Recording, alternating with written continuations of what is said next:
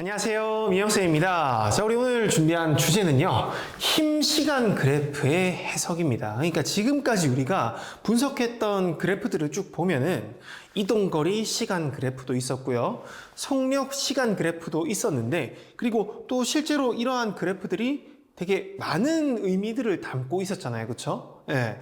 그런데 또 새로운 형태의 그래프인 힘 시간 그래프를 분석하고, 그리고 그 그래프 속에 어떤 의미가 포함되어 있는지까지 이번 시간에 한번 알아보도록 하겠습니다.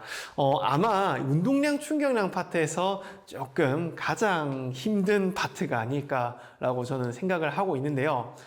그래도 집중해서 한다면 전혀 못할 정도 아니고요. 우리 잘 따라올 수 있을 겁니다. 한번 해봅시다. 우선 이번 시간에는 이 힘 시간 그래프의 의미부터 해서 각각이 어떤 의미를 가지고 있는지, 그리고 힘 시간 그래프가 가지고 있는 RM 면적, 우리 속력 시간 그래프에서는 RM 면적이 이동 거리를 의미했었죠, 그렇죠? 네, 그런 것처럼 이 RM 면적이 분명히 어떤 의미를 가지고 있단 말이에요, 그래프에서는. 그래서 그 RM 면적과 그리고 충돌 상황에서의 힘 시간 그래프가 어떤 식으로 표현되는지까지 한번 알아보겠습니다. 자, 그럼 우리 강의가 시작되었으니까 노트부터 딱 꺼내시고 주제부터 쓰면서 소주제로 들어가 보도록 하겠습니다. 자, 첫 번째 소주제인 힘시간 그래프의 의미인데요. 이 힘시간 그래프는 시간의 흐름에 따라서 받는 힘을 표현한 그래프라고 보시면 됩니다. 자, 필기하셔야 되겠죠, 그렇죠? 네.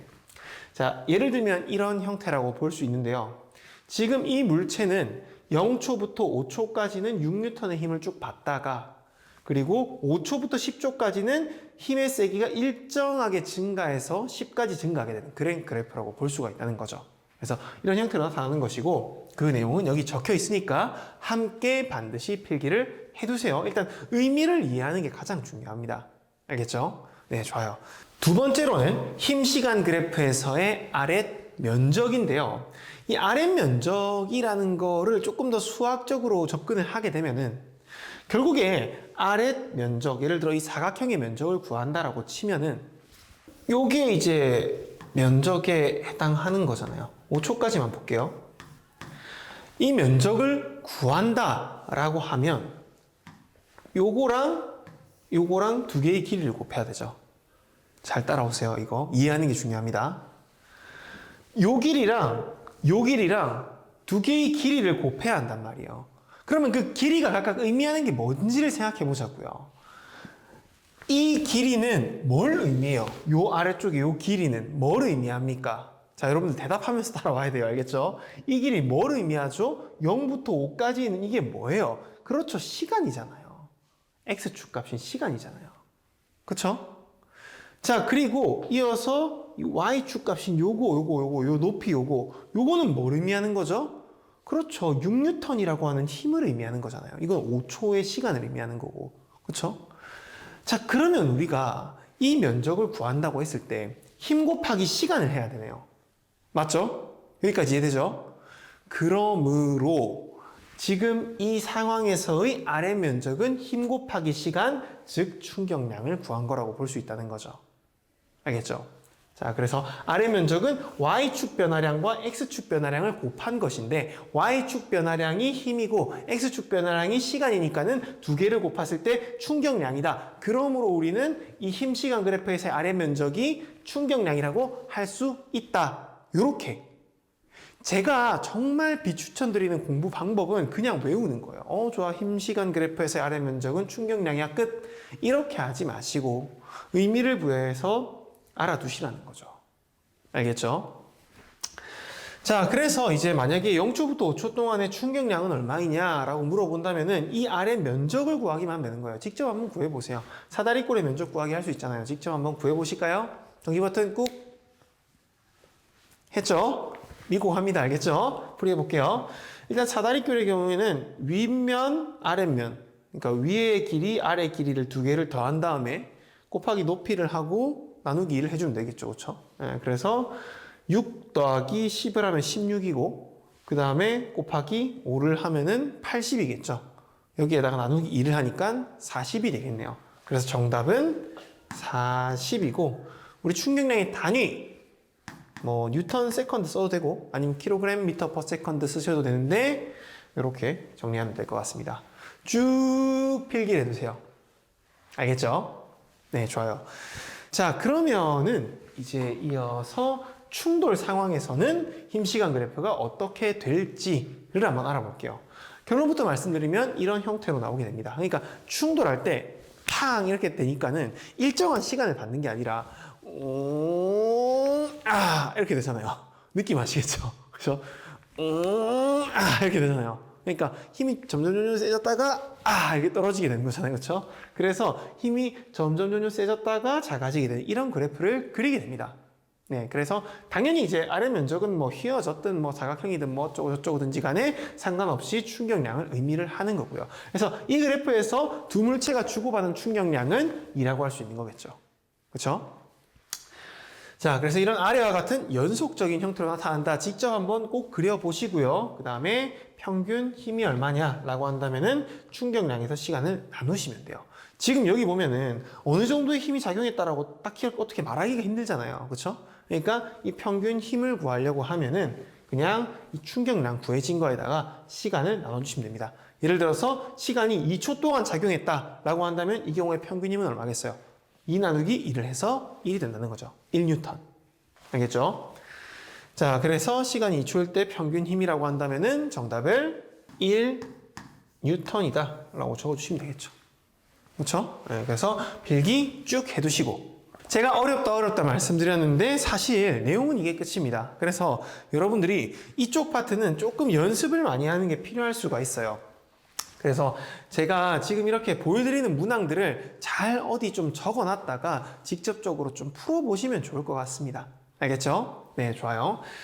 자, 그러면 여기 뭐 연습 문제 한번 봅시다. 자, 정지에 있던, 문제가 나왔으니까 제일 먼저 뭐부터 해야 되겠어요? 그렇죠. 정지 버튼 꾹 누르고 직접 풀어봐야 되겠죠. 얼른 직접 풀어보세요. 빨리 직접 풀어봐.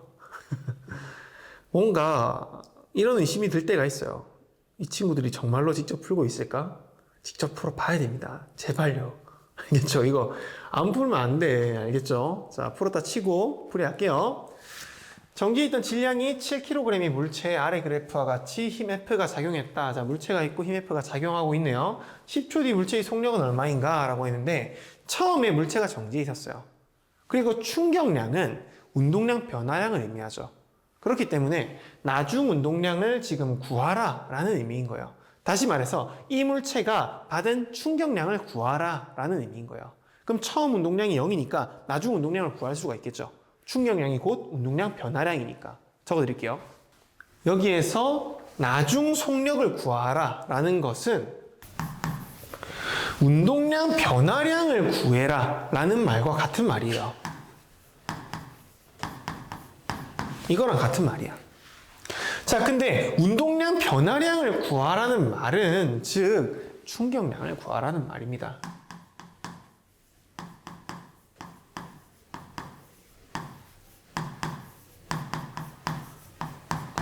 알겠죠? 그래서 이런 식으로 여러분들이 알아두시면은 좋을 것 같아요. 자, 그럼 전체 받은 충격량이 아까 전에 저희가 이거 아래 면적을 구했을 때 40이었죠. 그렇죠? 여기 아래 면적은 구하면은 5 곱하기 6이니까는 30이죠. 그럼 전체 받은 충격량은 얼마를 할 수 있겠어요? 두 개를 합한 70이라고 할 수 있겠죠. 아래 면적이니까. 그렇죠? 예, 그래서 충격량이 70인 거고 이게 곧 운동량 변화량이니까 지금 7kg이 물체네요. 그렇죠? 그러면 처음 운동량이 0이었어. 나중 운동량이 70이 됐다는 거잖아. 그럼 나중 운동량, 그러니까 지금 이제 다 한 다음에 10초 상태에서의 운동량이 70이면 속력은 7kg이니까 10이라고 볼 수 있겠죠. 그렇죠? 질량이 7이고 속력이 10이어야 70 이 운동량이 나올 거 아니에요. 그렇죠? 네, 그래서 속력은 얼마이냐라고 한다면은 10m/s가 정답이 된다는 거예요. 되겠죠? 조금 여러 과정을 거쳐야 되는 문제여서 어렵게 느껴질 수 있는데 이 정도 풀 수 있어야 됩니다. 알겠죠? 자, 그럼 다음 문제 한번 풀어볼게요. 두 번째 문제, 자, 정지 버튼 꾹 누르고 얼른 한번 풀어보세요. 네, 다들 풀었죠? 풀었죠? 네, 좋아요. 같이 한번 풀어볼게요. A와 B가 받은 충격량이 동일하대요. 그러니까 이 아래 면적이 동일한 거예요. 이럴 때 A가 받은 평균 힘의 크기가 B가 받은 평균 힘의 몇 배인지를 써라 라고 되어 있어요. 자, 그런데 우리가 이런 충돌 상황에서는 평균 힘을 구하기 위해서는 충격량에다가 힘이 가해진 시간을 나눠주면 된다고 했잖아요. 그쵸? 적어볼게요. 자, 이 평균 힘의 의미는 충격량에다가 나누기 시간을 하면은 나온다라고 제가 앞서 말씀드렸잖아요. 그쵸? 잘 모르겠으면 필기 올려보세요. 자, 그래서 요걸 나눠주기만 하면 되는데 충격량은 서로 같대. 근데 시간이 A가 B의 절반밖에 안 돼요. 그러니까 이 시간의 비율이 1대 2예요. 그러면 평균 힘은 1로 나눈 거랑 2로 나눈 거의 차이라고 볼 수 있는 거니까는 평균 힘은 2대 1이라고 할 수 있겠죠. 그렇죠? 요거는 2대 1이라고 할 수 있겠죠. 그러니까 몇 배냐라고 물어봤으니까는 2배이다. 이렇게 적을 수가 있는 거예요. 여기서 진짜 중요한 거는 평균 힘은 충격량 나누기 시간이다 라는 요 내용이 들어가면은 그 이유를 서술했다라고 볼 수 있겠죠. 그렇죠? 그래서 충격량 나누기 시간이 평균 힘을 의미하는데 시간이 2배이니까 평균 힘은 절반일 것이다. 이렇게 해석을 할 수가 있다는 거죠. 오케이? 오케이? 네, 좋아요. 자, 그래서 우리가 여기까지 하면 문제 다 풀었다고 볼 수 있을 것 같고요. 나머지 추가적인 문제는 어플리케이션에서 풀어보도록 하겠습니다. 고생하셨고요. 그럼 안녕!